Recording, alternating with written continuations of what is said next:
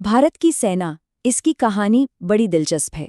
ये सिर्फ एक फोर्स नहीं, बल्कि एक ऐसी ताकत है जो संघर्षों से निकली है, जिसने देश को बनाया है और आज दुनिया में अपनी एक अलग पहचान रखती है। तो चलिए आज इसी सफर को समझते हैं, बिल्कुल शुरू से लेकर आज तक। तो देखिए हम इस कहानी को कैसे समझेंगे। सबसे पहले देखेंगे कि इस सैन्य शक्ति का उदय कैसे हुआ। फिर बात करेंगे उन बड़े युद्धों की जो इसके लिए एक तरह की अग्नि परीक्षा थे।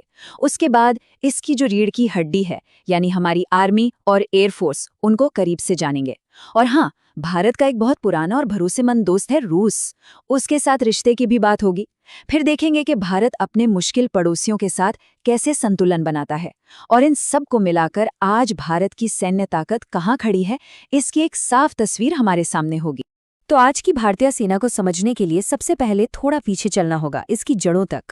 कहानी शुरू होती है ब्रिटिश राज से, जब भारत को विरासत में एक बना बनाया ढांचा तो मिला, लेकिन साथ ही मिला विभाजन का जख्म। देखिए, कागजों पर तो भारतीय सशस्त्र बलों की स्थापना 1895 में ब्रिटिश शासन में ही हो गई थी, लेकिन इसकी असली पहचान, इसका असली चरित्र, वो तो 1947 में आज़ादी के बाद ही गढ़ा गया। और आज़ादी मिलते ही पहला इम्तिहान सामने आ गया, कश्मीर पर पहला युद्ध। ये वो लड़ाई थी जिसने आने वाले कई दशकों के तनाव की नींव रखती थी, और इसी लड़ाई में भारतीय सेना को पहली बार हवाई जहाज़ों से सीधे युद्ध के मैदान में उतरना पड़ा था। अब ये पहला युद्ध तो बस एक शुरुआत थी। इसके बाद तो एक के बाद एक कई बड़े युद्ध हुए, जिन्होंने असल में भारतीय सशस्त्र बलों के किरदार को, उनकी ताकत को और उनकी सीमाओं को परखा और तराशा। ये जो टाइमलाइन है ना, ये भारत की सैन्य यात्रा के सबसे अहम पड़ावों को दिखाती है।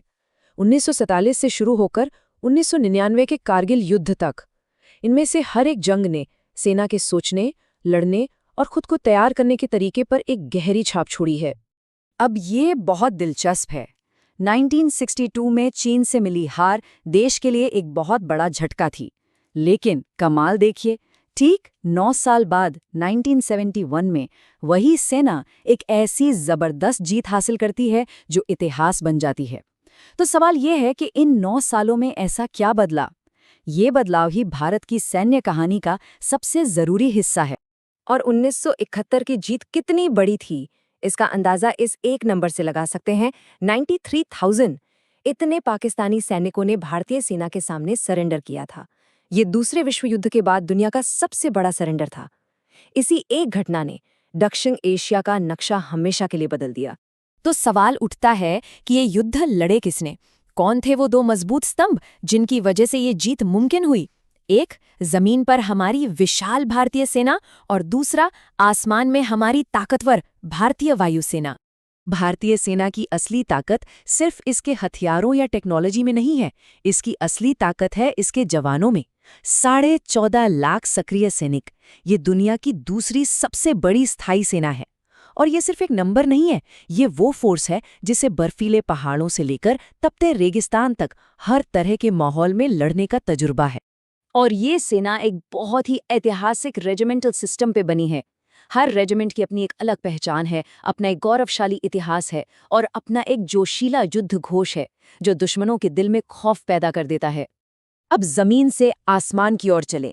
थल सेना के साथ कंधे से कंधा मिलाकर खड़ी है भारतीय वायुसेना, दुनिया की चौथी सबसे बड़ी एयरफोर्स। और इसका आदर्श वाक्य नभः स्पृशन् दीप्तम्, जो भगवद गीता से लिया गया है, जिसका मतलब है गौरव के साथ आकाश को स्पर्श करो, अपने आप में इसकी ताकत को बयां करता है। और जरा वायुसेना के सफर को देखिए, क्या जबरदस्त तकनीकी छलांग लगाई है। 1933 के बाइप्लेन से शुरुआत करके आज दुनिया के सबसे आधुनिक लड़ाकू विमानों जैसे कि राफेल और सू-30 MKI तक का सफर तय किया है।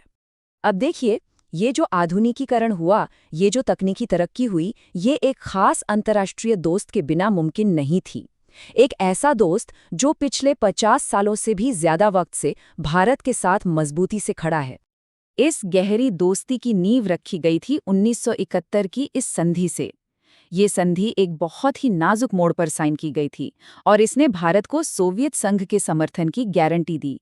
एक तरह से ये 1971 के युद्ध के दौरान अमेरिका या चीन की किसी भी संभावित दखल के खिलाफ एक ढाल बन गई। और ये रिश्ता सिर्फ इतिहास नहीं है। आज भी, जैसा कि ये चार्ट साफ साफ दिखा रहा है, रूस भारत का सबसे बड़ा सैन्य साजो सामान सप्लायर है। देश के कुल हथियार आयात का 60% हिस्सा रूस से ही आता है। और ये साझेदारी सिर्फ खरीद फरोख्त तक सीमित नहीं है, इसमें अत्याधुनिक टेक्नोलॉजी भी शामिल है, चाहे वो S-400 जैसी जबरदस्त एयर डिफेंस सिस्टम हो या फिर दोनों देशों ने मिलकर बनाई ब्रह्मोस मिसाइल हो। लेकिन देखिए, एक ताकतवर सेना होना सिर्फ हथियारों और दोस्तों के बारे में नहीं होता। इसका एक बड़ा हिस्सा अपने पड़ोस को संभालना भी है, और भारत का पड़ोस दुनिया के सबसे पेचीदा इलाकों में से एक है। इसकी एक बेहतरीन मिसाल है नेपाल के साथ भारत का रिश्ता, जिसे अक्सर इस कहावत से समझाया जाता है, रोटी बेटी का रिश्ता। ये गहरे सांस्कृतिक और पारिवारिक संबंधों को दिखाता है।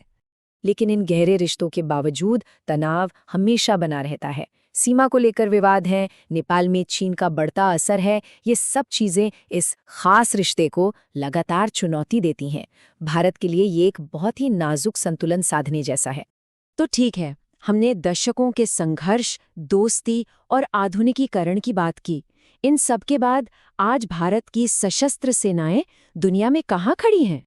ग्लोबल फायर पावर इंडेक्स के मुताबिक भारत के पास दुनिया की चौथी सबसे ताकतवर सेना है। ये इसके आकार और लगातार बढ़ती क्षमताओं का एक बड़ा सबूत है। लेकिन इस ताकत के दो पहलू हैं। एक तरफ इसकी जबरदस्त ताकतें हैं, जैसे कि युद्ध का अनुभव रखने वाले सैनिक और परमाणु क्षमता। तो दूसरी तरफ कुछ कमजोरियां भी हैं, जैसे कि विदेशी हथियारों पर बहुत ज्यादा निर्भरता और तीनों सेनाओं के बीच बेहतर तालमेल की जरूरत। और यहीं पर आकर हम इस कहानी के सबसे अहम और आखिरी सवाल पर पहुंचते हैं। आत्मनिर्भर भारत, यानी आत्मनिर्भर बनने की ये जो कोशिश है, क्या ये वो आखिरी कदम होगा जो भारत को एक सच्ची वैश्विक सैन्य महाशक्ति बना देगा?